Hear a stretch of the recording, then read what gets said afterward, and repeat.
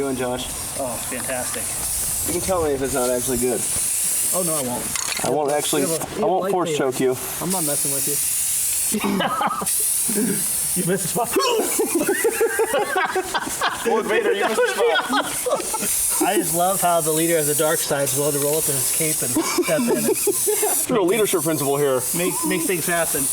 I want to paint like Josh. That's nice. So this is you mean.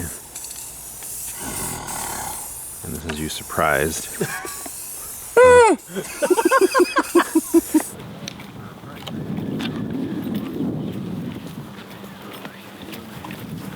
You know what's funny? If we could get the Phantom to hover at one spot, we could like just carry this through the shot.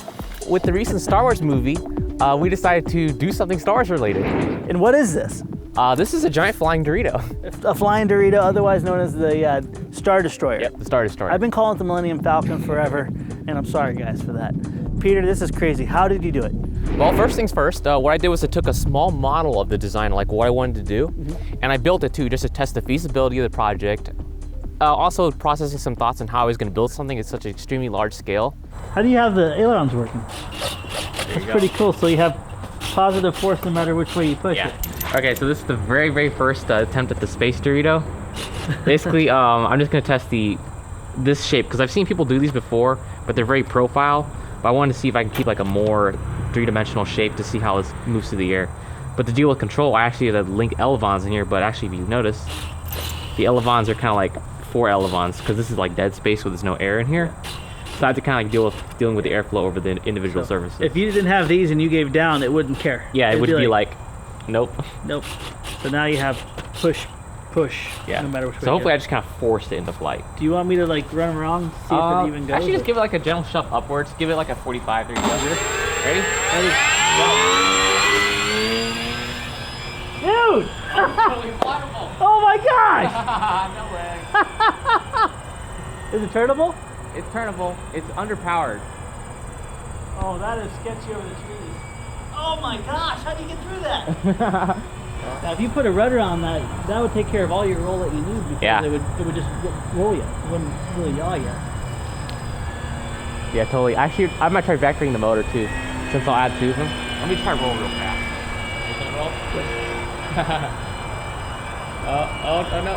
Oh, I crashed it. So it does fly, so that proves that concept that it's workable. Look at that motor mount.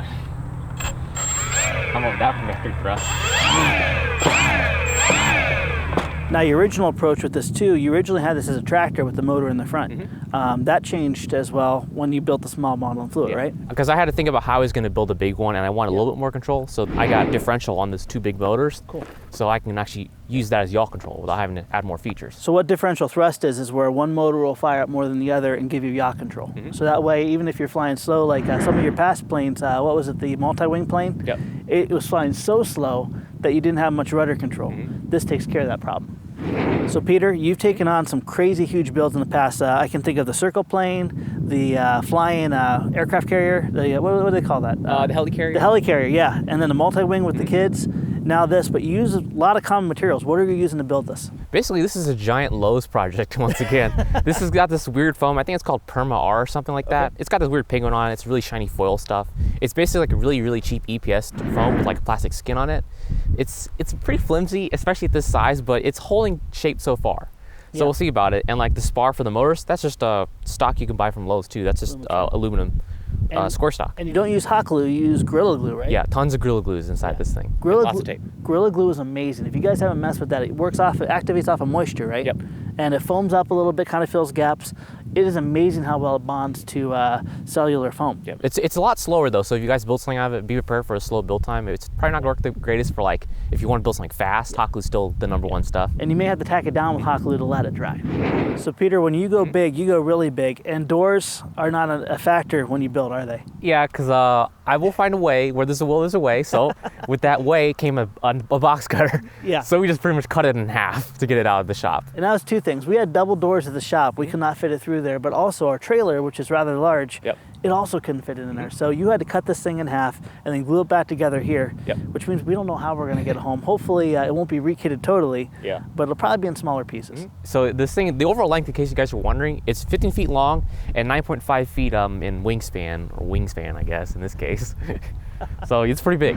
So your motors and electronics, what battery, motors, ESCs? We got these motors from Grayson Hobby. They gave us these things for these projects. Okay. There's some really, really big motors. They're like giant supple motors, actually. Which is Yeah, kinda they look funny. like super The motors. design really didn't change, it just upscaled it.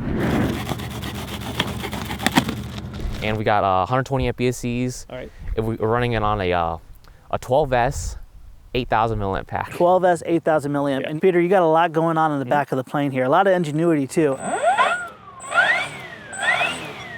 Let's talk about that motor first. Well, this is my life insurance. If you look at this, it's actually hooked up to a car speed controller, so it can go forward and backwards. Unfortunately, I don't really have the programmer for the ESC, so it's only going 100% down thrust, 25% up thrust. So I'm hoping for more down thrust than anything. But if you see the blades, one, they're actually pitched to move air this way and also pitched to move air the other way. This is like a really sketchy setup, but it's something. It's something. I did something. It's good. Now, if you notice back here too, you have 4 sets of elevons. There's a special reason for that, Yes. and it has to do with where airflow is. Well, basically, if you look back here, this is nothing but dead space. So if the elevon was to come down like this, it would be completely ineffective because there's no airflow back here. You maybe get a little bit of a pressure pocket here, but it would probably crash before anything like that happened. So basically, if you think about it, this side goes up, it hits the airflow, and it pushes it down. This side comes up too, but it's ineffective. So to do the other thing, this side would go down here, now it's ineffective. This side comes down, and now it's effective. Now, this is a very useful tool. If you guys are designing anything that's weird, always think of your aircraft as a boat. You're flying through a fluid, and you got to respect it as that. So whenever you have something going out of the airflow, you're going to lose the control effectiveness. That's the same way as when we fly with the wind, how some of our control responses are less because the airflow over them lessens. So with this, everything comes down to if it can balance, it can fly, right? Yep, so that's basically what I did. The small scale model, I figured out where the CG was, which is the big important thing about that. That's why that was designed, to really get the CG of this giant flying Dorito. And here's the beautiful thing. If you have your CG right, you'll be able to replicate that experience. And the bigger planes usually go, the more tolerant they are. So if your CG is only 1/4 of an inch tolerance on a small model, it's going to be, if you go 4 times up, it'll almost be 4 times as big, which makes it even better. Yeah. So let's pick this thing up. Where is your CG on this? The CG should be somewhere around here compared to the smaller model. Between those two barbecue sticks? Actually about right there. Okay, cool. Let's pick it up. Let's see where it bounces. Right now, it doesn't have the battery in it, so it's a little too heavy, so it's bouncing about right here. Yeah. So we're gonna need to put the batteries in it, and then we're gonna get to the maiden. So putting the batteries behind here is obviously, putting the batteries in front is going to be what's going to take to put the CG up here. Yep. If you guys are ever curious and you're designing your own airplane, always favor in nose heaviness for your first flight. It's a lot easier to fly a nose heavy airplane. A tail heavy plane is probably only going to fly once for you. And as far as launching goes, none of us are hand launching it. We're gonna actually use a launch vehicle for this. It's going to be a flatbed pickup truck. Right now I'm building a cradle for the launch vehicle. So essentially these are just a very rudimentary, like almost like a boat holder. So it's going to hold the Star Destroyer on a high alpha, theoretically. Make it a little easier for it to take off, and also make it so humans such as myself don't have to hold it. I didn't think it was that big. Yeah. As far as that wide, because I saw him put the mountain, it's like, it's gonna work. Pretty aggressive angle up. That's gonna be great for me. All right, so what we got here, we have the QAV 400 from Lumineer, slightly modified. So what we have going on here, obviously it's your standard edition Corellian Star Cruiser, the I think it's the YT 1300 Millennium Falcon. We brought the battery out the back a little bit further, just to make sure it's balanced properly. And because these props are pretty small for something this heavy, these are 8-inch props, we did a couple test flights and we realized it didn't have very much yaw authority. So we put a rudder on there to hopefully help with that. And the gimbal here, we have it set up for follow mode. So wherever you point the quad is where it points the camera on the pitch axis. So the roll still will keep it steady, but the idea is to keep the Millennium Falcon in the center of the frame, so it really looks like it's flying around Star Destroyer. So here let me test hover it. We actually had a minor crash with it, but we bent it back into place. Let's see if we can get it to make sure it's still functioning.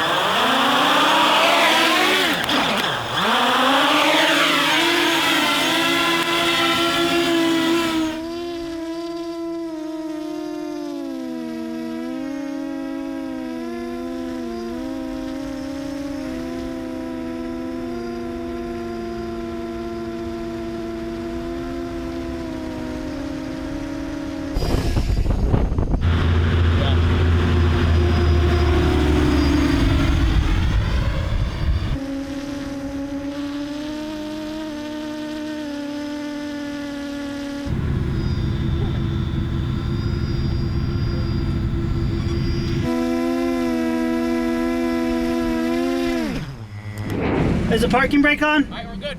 Go for it.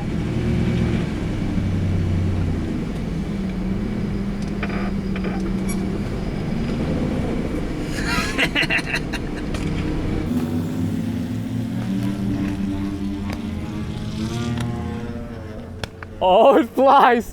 No way! It's gone.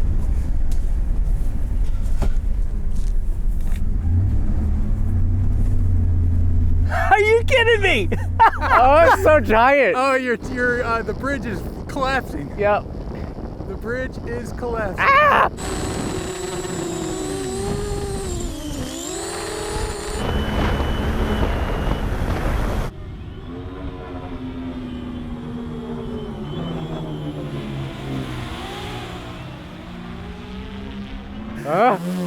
Uh-oh.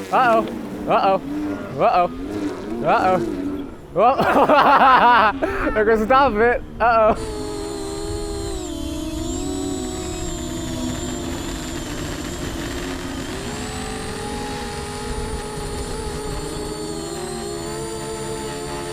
Ah! Keep it away from us, man. You're freaking me out. Oh, you're fine. I'll push you out of the way if you're gonna die. It's inverted now. It's stuck upside down. I can't do anything about this. It's upside down. I can't get out of it. It's stuck. It's stuck. Uh-oh. Oh no! We're going down. We're going down. Oh, hang on. And that's it. Telemetry lost. We're done.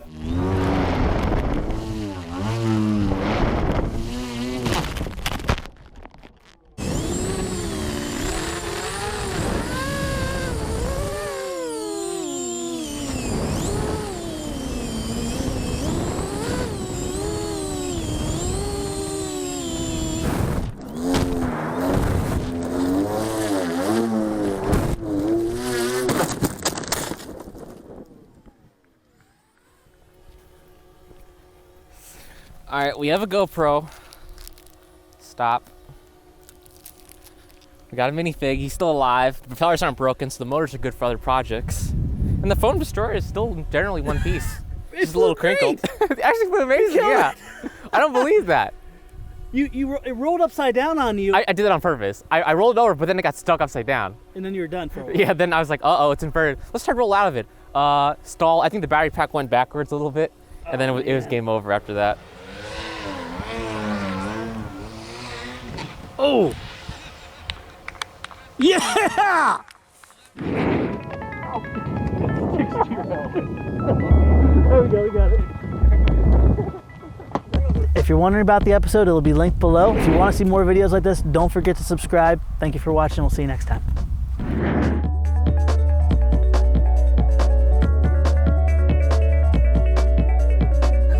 Just like in the movies. Yep, just like in the movies.